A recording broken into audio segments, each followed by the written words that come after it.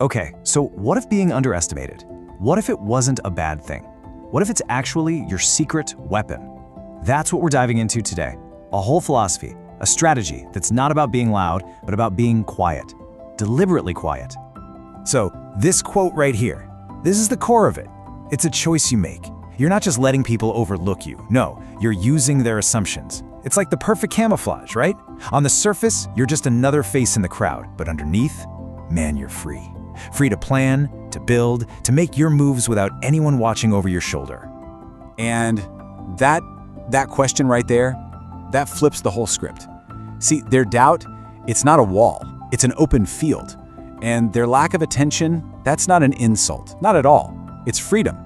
It's the space you need to work without somebody judging your every move. It's where the real stuff, the real growth, actually happens. All right, let's get into it. We're going to reframe this whole idea. Forget seeing underestimation as some kind of weakness. From now on, we're treating it like a calculated advantage, a tool. And honestly, when you use it right, it can be way more powerful than getting a bunch of praise from people. Okay, so here's how it actually works. When they let their guard down, when they're not paying attention to you, that creates this pocket of space. It's your zone to build, to work, to get things done without being under the microscope of public opinion. This is your shot to become who you're meant to be without the crushing weight of what everyone else expects. And this really breaks it down, doesn't it? It shows the two different games people are playing. You've got the people chasing claps, chasing likes, performing for an audience. But then there's you.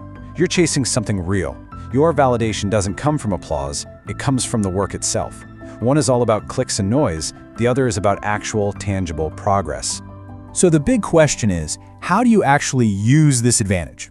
Well, it starts with something we're calling the vow of silence. And it's exactly what it sounds like. You're making a conscious choice to trade all that applause for something much, much better, real power.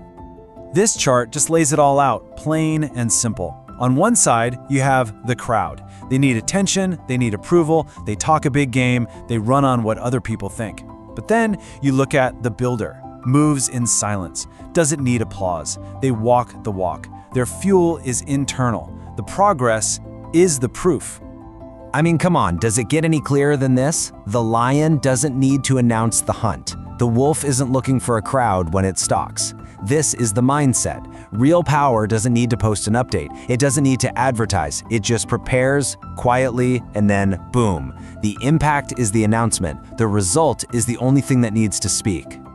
And you gotta remember this. You don't owe the world an update. Your process, your grind, the struggle, the late nights, that's yours. It's not a show for everyone else to watch. Stop giving people front row seats to your work. It's time to pull the curtain. Okay, so this brings us to the core of it all, forging the storm. This is all about the price you pay when nobody's looking, far away from any spotlight. This is where real strength comes from. And this is what that price looks like. It's the 5 a.m. alarms, right? Getting up when everyone else is asleep. It's missing the parties because you're on a mission. It's those lonely hours, just grinding away when no one is there to pat you on the back. And yeah, it's the failures, the ones that really, really hurt. That's the stuff that builds you. That's the hidden cost of getting to where you want to go. This is the truth behind it all. See, they don't see the reps that burn. They don't see you turning pain into discipline. They have no idea about the doubt you have to choke out every single day just to keep going. They don't see the tears you cry right before you stand up and get back to it. That struggle, that's what forges you. Yeah, legends are built in the dark, not in the spotlight. That just says it all, doesn't it? The spotlight, that's just for the victory lap. The real work, the thing that actually makes the legend, that happens in all those quiet, unglamorous hours that no one is ever going to see. So after all that time spent working in the dark, something starts to shift. It's inevitable. And that brings us to the silent arrival. This is that moment, the moment when you don't have to say anything at all. Your presence does all the talking. Eventually, all that silent work, it turns into something you can feel. It's not noise, it's presence. It's an energy, a kind of pressure in the air. When you walk into a room, people feel it. They might not know what it is, they can't put their finger on it, but they know something is different. You walk into a room and they feel it. And right then, in that instant, they know. They know they overlooked you. This is their moment of realization, not yours. You don't have to say a thing. It's in how you carry yourself, that quiet confidence you earned. And just like that, they get it. They get how wrong they were. Look, there's no announcement, there's no big explanation. There's just impact. The work you did in secret starts making waves in public. You don't have to explain yourself anymore. You don't have to justify your journey. Your impact does all the talking for you. End of story. And that brings us to the final act. Results are revenge. This is it. This is the final statement, the ultimate, undeniable answer to anyone who ever doubted you, who ever wrote you off. So let's put it side by side one last time. Look at their way versus your way. They post online, you make progress in real life. They pretend to be something, you prepare to be something.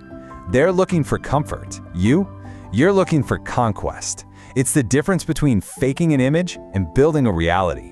And this is probably the most important takeaway of all. Success is the most brutal kind of revenge because it doesn't yell, it just exists.